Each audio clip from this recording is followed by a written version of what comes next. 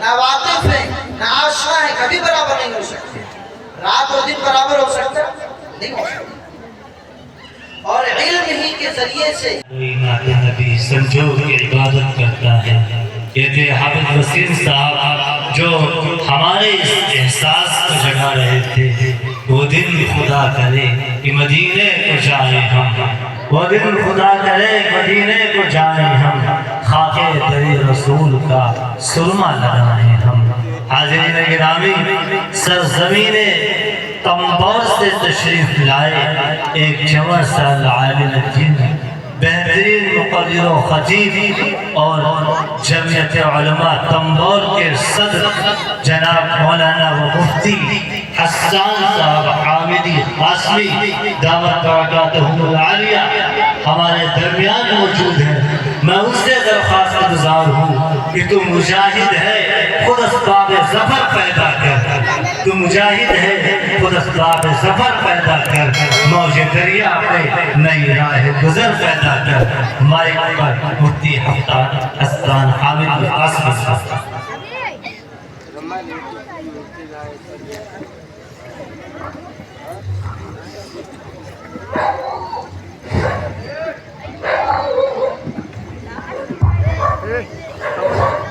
السلام علیکم ورحمۃ اللہ وبرکاتہ۔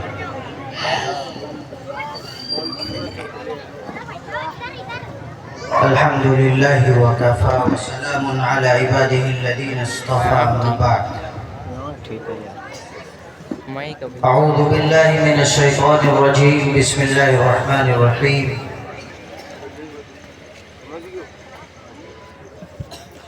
انا نحن نزلنا الذکر وانا له لحافظون۔ وقال النبی صلی اللہ علیہ وسلم خیرکم من تعلم القرآن وعلمه، او کما قال علیہ الصلاۃ والسلام۔ ڈائس پر تشریف فرما علماء کرام و حفاظ کرام اور سامعین محترم، آج کا یہ بہت ہی مبارک بات کے مستحق لوگ اور بہت ہی خوبصورت اس جلسے کا انعقاد کیا ہمارے بہت ہی مخلص اور درسی ساتھی مولانا حسیب الرحمن، جو الحمدللہ انہوں نے بہت ہی کم مدت میں جس لیول تک پہنچے ہیں، یقیناً اس کے لیے ایک وقت درکار ہے، لیکن آج جو اس مقام تک ہم یا یہ ہمارے جتنے بھی ساتھی پہنچے ہیں، تو مجھے وہ جملہ یاد ہے جس وقت ہماری یہ جماعت جو 4 افراد پر مشتمل تھی، جس میں ہم 2 بھائی تھے اور مولانا حسیب الرحمن جو آپ کے مابین آپ کے محلے سے تعلق رکھتے ہیں، اور ایک ہمارے ساتھی مولانا مستقیم صاحب جو سمری خان ہر گاؤں کے قریب میں رہتا ہے۔ یہ 4 لوگوں کی جماعت تھی جو جامعہ عربیہ سٹی اسٹیشن سیتاپور میں زیر تعلیم تھی۔ اس وقت حضرت مولانا ریاض الدین صاحب جو معتمد تھے مدرسے کے، انہوں نے ایک جملہ کہا تھا، وہ آج میرے دلوں پر نقش ہے کہ جب ہم لوگ زیر تعلیم تھے تو انہوں نے کہا تھا کہ یہ جماعت نکل کر معاشرے میں سماج میں کام کرے گی اور یہ کامیابی کی منزلوں تک پہنچے گی۔ ان کی یہ جملے تھے۔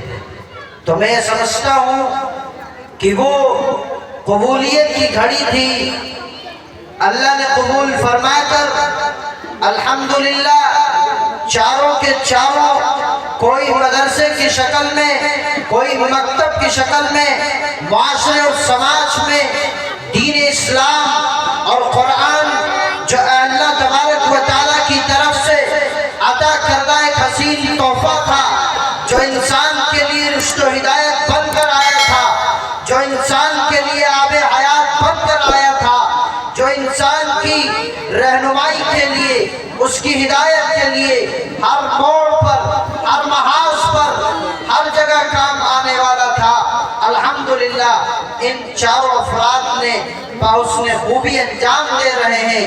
اللہ تبارک و تعالیٰ سے دعا ہے کہ رب العالمین دامِ حیات ہم سب کو اسی کام کے اندر اخلاص کے ساتھ بے ریا ان کاموں کو کرنے کی توفیق عطا فرماتا رہے۔ آج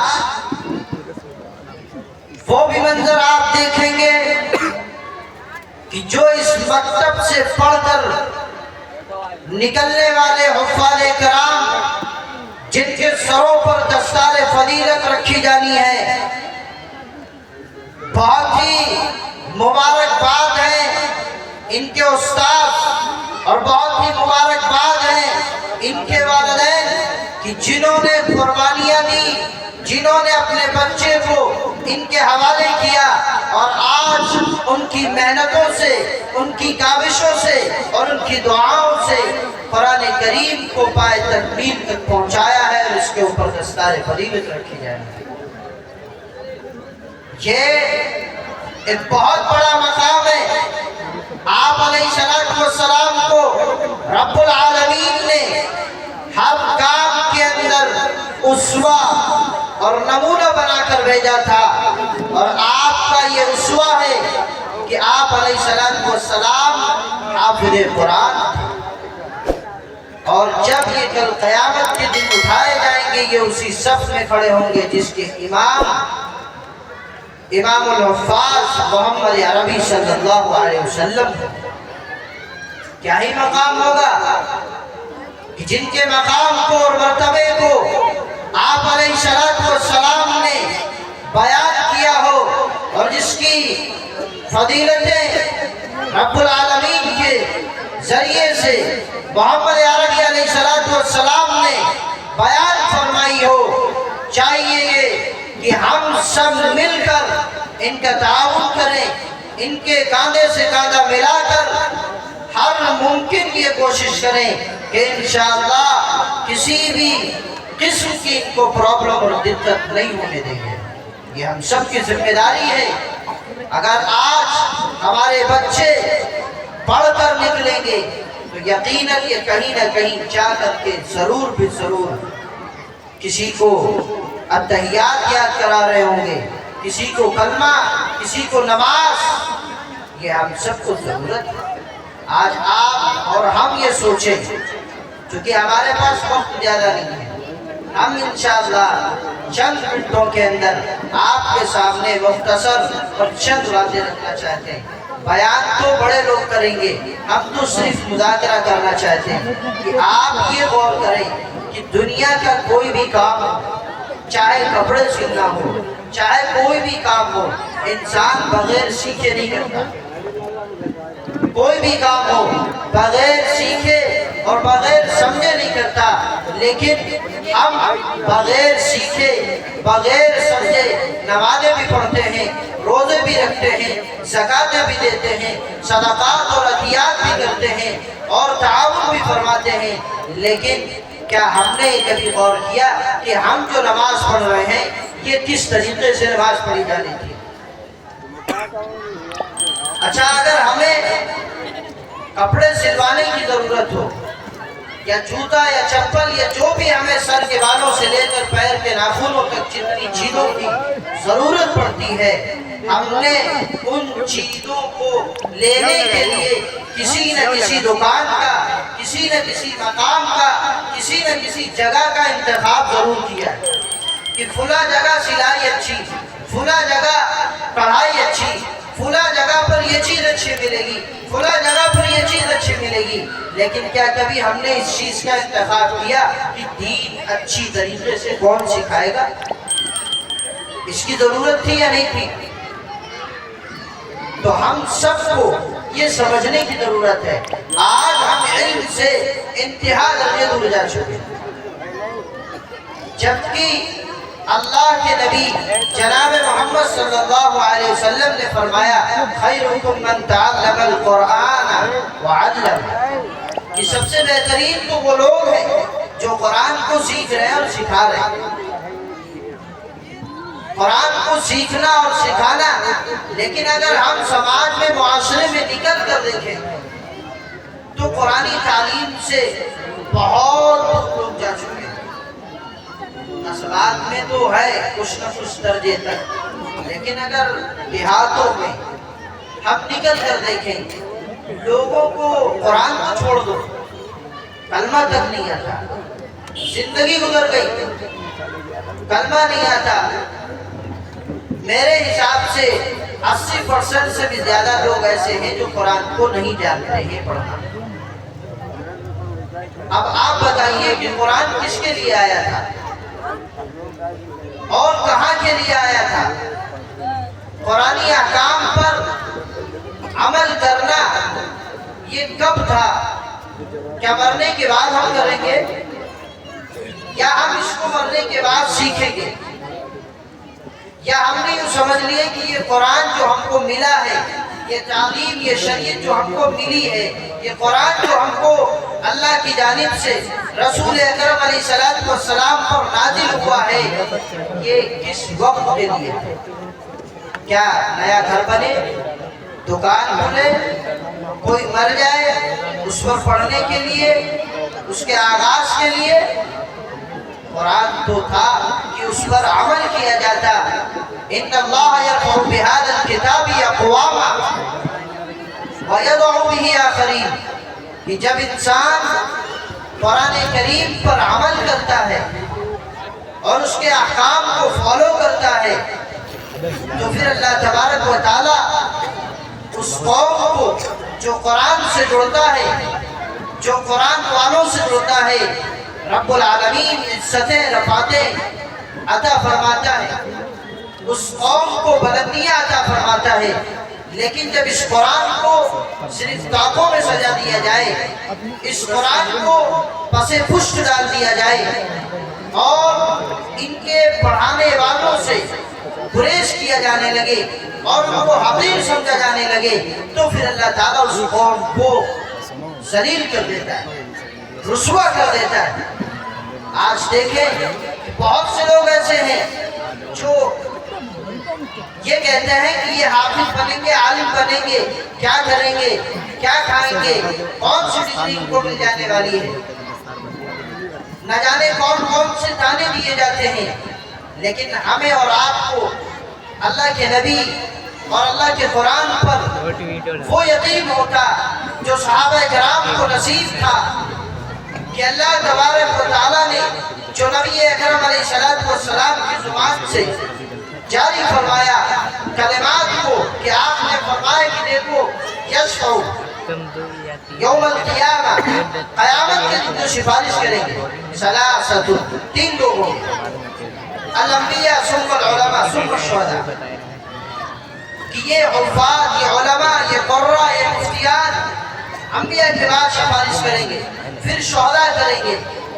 تو پتہ یہ چلا کہ سفارش کا حق اس کو مل گیا، اللہ تبارک و تعالیٰ کے نزدیک کو بخشا بخشایا۔ اور پھر ہم بارہا وہ حدیثیں سنتے ہیں کہ جن پر جہنم واجب ہوگی ایسے لوگوں کو حافظ کے ذریعے سے رب العالمین نجات عطا کرے گا، سفارش کا موقع دے گا۔ ہمیں اور آپ کو یہ سمجھنا ہے کہ کیا ہم جن سے محبت کرتے ہوں گے، ہمیں جن سے لگاؤ ہوگا، جن حفاظ سے، جن علماء سے، کیا وہ ہمیں قیامت کے دن بھول سکتے ہیں؟ یا ہمارا بیٹا ہو یا بھتیجا ہو تو کیا وہ بھول سکتے ہیں؟ نہیں ہو سکتا ہے۔ لہذا قرآن کریم کی تعلیم سے ہر انسان، ہر فرد، چاہے مرد ہو چاہے عورت ہو، ہر ایک آراستہ ہو، اس کا معمول ہو کہ جب تک گھر کا ایک ایک فرد قرآن مقدس کی آیات کی اور اس کے سپاروں کی اور اس کی صورتوں کی جو اپنی متعینہ مقدار کو متعین کر لے، اس وقت تک پڑھ نہ لے، تب تک ہمیں آگے کوئی کام نہیں کرنا۔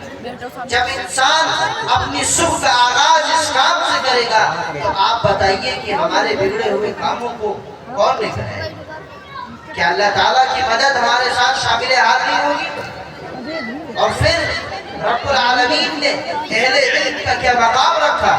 قُلْ هَلْ يَسْتَوِي الَّذِينَ يَعْلَمُونَ وَالَّذِينَ لَا يَعْلَمُونَ کہ اہل علم رکھنے والے اور جو علم نہیں رکھتے ہیں، جہلا ہیں، جاہل ہیں، ناواقف ہیں، ناآشنا ہیں، کبھی برابر نہیں ہو سکتے۔ رات اور دن برابر ہو سکتا نہیں ہو سکتا۔